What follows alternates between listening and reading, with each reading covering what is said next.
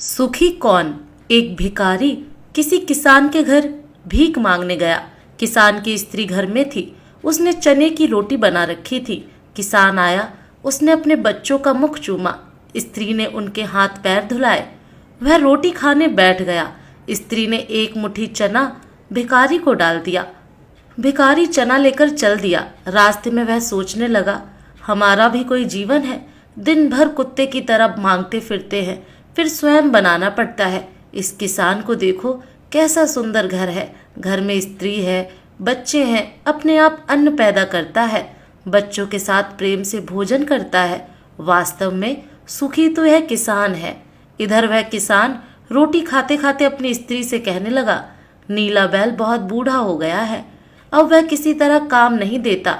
यदि कहीं से कुछ रुपयों का इंतजाम हो जाए तो इस साल काम चले। साधुराम महाजन के पास जाऊंगा, वह ब्याज पर दे देगा। भोजन करके वह साधुराम महाजन के पास गया। बहुत देर चिरोरी विनती करने पर 1 रुपए सैकड़ा सूद पर साधु ने रुपए देना स्वीकार किया। एक लोहे की तिजोरी में से साधुराम ने एक थैली निकाली और गिनकर रुपए किसान को दिए।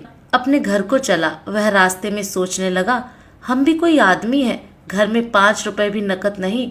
कितनी चिरोरी विनती करने पर उसने रुपए दिए। साधु कितना धनी है, उस पर सैकड़ों रुपए हैं। वास्तव में सुखी तो यह साधुराम ही है। साधुराम छोटी सी दुकान करता था। वह एक बड़ी दुकान से कपड़े ले आता था और उसे बेचता था। दूसरे दिन साधुराम कपड़े लेने गया। वहां सेठ पृथ्वीचंद की दुकान से कपड़ा लिया। वह वहां बैठा ही था। कितनी देर में कई तार आए। कोई बम्बई का था, कोई कलकत्ते का। किसी में लिखा था 5 लाख मुनाफा हुआ, किसी में 1 लाख का। साधु महाजन यह सब देखता रहा। कपड़ा लेकर वह चला। रास्ते में सोचने लगा, हम भी कोई आदमी हैं। 100-200 जुड़ गए, महाजन कहलाने लगे। पृथ्वीचंद कैसे हैं, एक दिन में लाखों का फायदा। वास्तव में सुखी तो यह हैं। उधर पृथ्वीचंद बैठे थे कि इतने ही में तार आया कि 5 लाख का घाटा हुआ। वे बड़ी चिंता में थे कि नौकर ने कहा, आज लाट साहब की राय बहादुर सेठ के यहाँ दावत है, आपको जाना है, मोटर तैयार है। पृथ्वीचंद मोटर पर चढ़ गए। राय बहादुर की कोठी पर गया।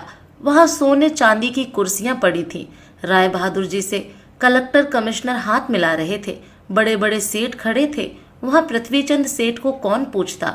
वे भी एक कुर्सी पर जाकर बैठ गए।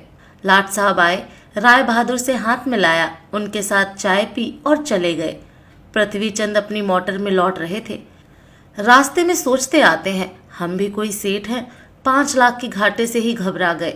राय बहादुर का कैसा ठाठ है। लाट साहब उनसे हाथ मिलाते हैं। वास्तव में सुखी तो यही हैं। अब इधर लाट साहब के चले जाने पर राय बहादुर के सिर में दर्द हो गया। बड़े बड़े डॉक्टर आए। एक कमरे में वे पड़े थे। कई तार घाटे के एक साथ आ गए थे। उनकी भी चिंता थी। कारोबार की भी बात याद आ गई। वे चिंता में पड़े थे। खिड़की से उन्होंने झांक कर देखा, एक भिखारी हाथ में एक डंडा लिए अपनी मस्ती में जा रहा था। राय बहादुर ने उसे देखा और बोले, वास्तव में तो सुखी यही है। इसे न तो घाटे की चिंता, न मुनाफे की फिक्र। इसे लाट साहब को पार्टी भी नहीं देनी पड़ती। सुखी तो यही है। इस कहानी का कहने का मतलब इतना ही है कि हम एक दूसरे को सुखी समझते हैं। वास्तव में सुखी कौन है, इसे तो वही जानता है जिसे आंतरिक शांति है।